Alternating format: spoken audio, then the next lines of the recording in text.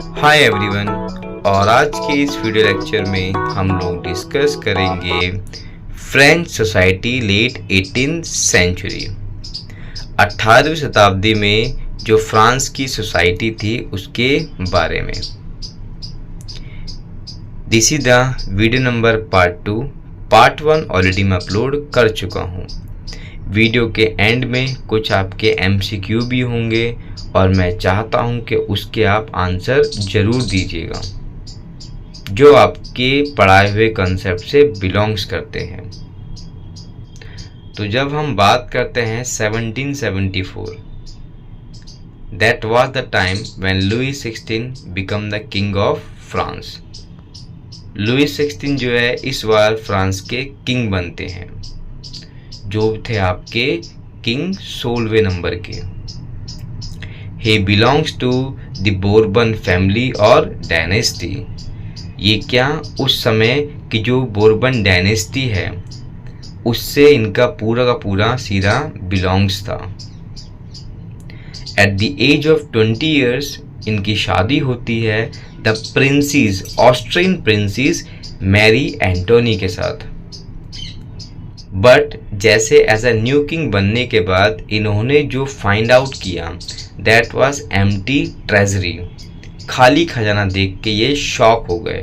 अब ये खाली खजाना बेसिकली क्यों देखा गया, क्या रीज़न था, किस कारण से जब ये पावर पे आए तो फ्रांस पूरा कंगाल हो चुका था, उसके बारे में हम आज आगे डिस्कस करेंगे। और अब आपका पहला क्वेश्चन है और आज का आपका जो फर्स्ट MCQ है ये आपके प्रीवियस वीडियो जो पार्ट 1 मैंने पढ़ाया था उससे रिलेटेड है। Who was head of the society? Option है आपका peasants, governor, clergy and nobility. तो जैसे कि मैंने वीडियो फर्स्ट में आपको पढ़ाया था द नोबिलिटी और रिच अथॉरिटी। सोसाइटी में जो नोबिलिटी थे, रिच मैन थे, वो लोग सोसाइटी में स्टेट के हेड माने जाते थे। इससे रिलेटेड ऑलरेडी मैंने वीडियो फर्स्ट बना रखा है, वहाँ पे मैंने आपको बहुत अच्छे से इसका बिगिनिंग पढ़ा है। And now we discuss the factors behind empty treasury। क्या कारण थे खाली खजाने के, वो अब आगे हम डिस्कस करते हैं। As a new king he found an empty treasury। जब इन्होंने खाली खजाना देखा तो इनको लगा कि जो फ्रांस की सोसाइटी है उसके लिए सर्वाइवल करना बहुत मुश्किल था। रीज़न टू एम्प्टी ट्रेजरी, जो खजाना पूरा खाली हुआ था उसके पीछे रीज़न क्या थे? Long years of war. अगर हम हिस्ट्री की बात करते हैं फ्रांस की, from the long years they were the involve in multiple Wars. Balkans war, internal dispute और आपका रिवॉल्ट, जो पीजेंट्स ने फ्रांस में कंटिन्यू कर रहे थे। ये 3 ऐसे फैक्टर थे जिससे देखा गया कि फ्रांस की जो इकोनॉमी है वो टाइम टू टाइम डाउनपोर मतलब बहुत ख़राब होती जा रही थी। क्योंकि किसी भी कंट्री के लिए वॉर में इन्वॉल्व होने का मतलब, जैसे कि मैंने आपको क्लास में बताया था, कि सिर्फ इकोनॉमिक एक्स्ट्रावेगेंस है, मतलब फिजूल खर्ची है एक तरह की। 13 American colonies, this is also importance MCQ। अब हुआ क्या, लुइस जो फ्रांस है from the beginning they were very close to the America. America के बहुत अच्छा एक बॉन्ड रहा इन दोनों का।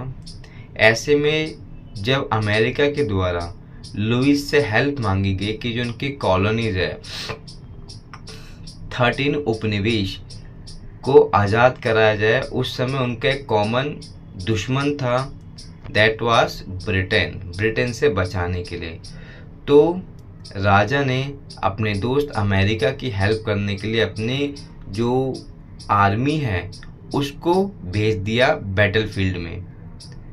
उसका जो रिज़ल्ट आया, खामियाजा आया, परिणाम आया, वो ये आया कि जो इकोनॉमिक कंडीशन थी फ्रांस की वो और ज़्यादा ख़राब हो चुकी थी। नेक्स्ट पॉइंट है आपका increase tax. Government has seen the multiple extravagance और एक्सपेंडिचर।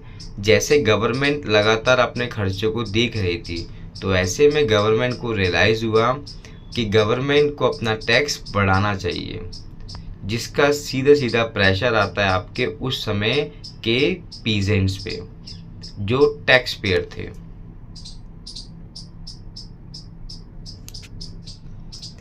नेक्स्ट पॉइंट है आपका लैंड ओनरशिप। जैसे कि मैंने आपको क्लास में बताया था 10% वहाँ पे क्लर्जी एंड नोबिलिटी रहा करते थे, जबकि 90% वहाँ पे थर्ड स्टेट्स मतलब आपके पीजेंट्स थे।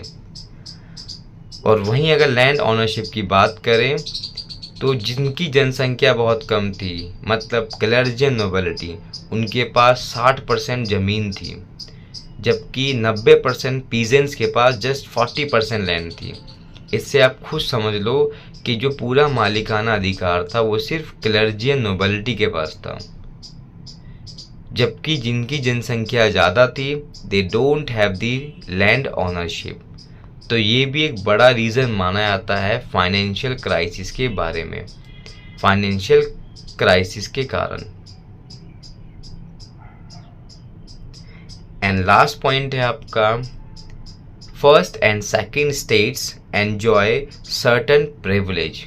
फर्स्ट और सेकंड स्टेट्स के द्वारा कुछ प्रिविलेज विशेष अधिकार का यूज़ किया जाता था, जिसके कारण जो सिर्फ और सिर्फ इकोनॉमिक कंडीशन थी वो उस समय पीजेंट्स की ही खराब थी। और अब जैसे कि मैंने आपको बताया था कि वीडियो के एंड में जो भी मैंने आपको पढ़ाया है उसके रिगार्डिंग कुछ एमसीक्यू होंगे एंड आई वांट कि आप उसके आंसर भी दीजिए, जिससे आपके कंसेप्ट और क्लियर हो सकेंगे। फर्स्ट क्वेश्चन है आपका what types of tax collected by church in French society? Taille, tithe, land tax and treasury tax. तो इसका आंसर है आपका द टीथ टैक्स। ये एक टाइप का टैक्स था जो चर्च अपने ऑनरशिप के बेसिस पे पीजेंट से कलेक्ट करता था and basically it was based on, ये निर्भर था आपका 1/10 जो हर किसान से लिया जाता था। क्वेश्चन नंबर सेकंड है आपका हु वाज लुईस 16 जो आपके डैश डायनेस्टी या साम्राज्य से बिलोंग्स करते थे? ऑप्शन फर्स्ट है आपका kingdom dynasty, state general, zenith dynasty and last आपका द बोर्बन डायनेस्टी। तो जैसे कि मैंने आपको बताया था इसका आंसर है Bourbon dynasty. He belongs to your Bourbon dynasty. और इनका कौन से नंबर का किंगडम थे? It was Louis 16। Thank you very much, आपने मुझे अपना टाइम दिया। Good bye and take care.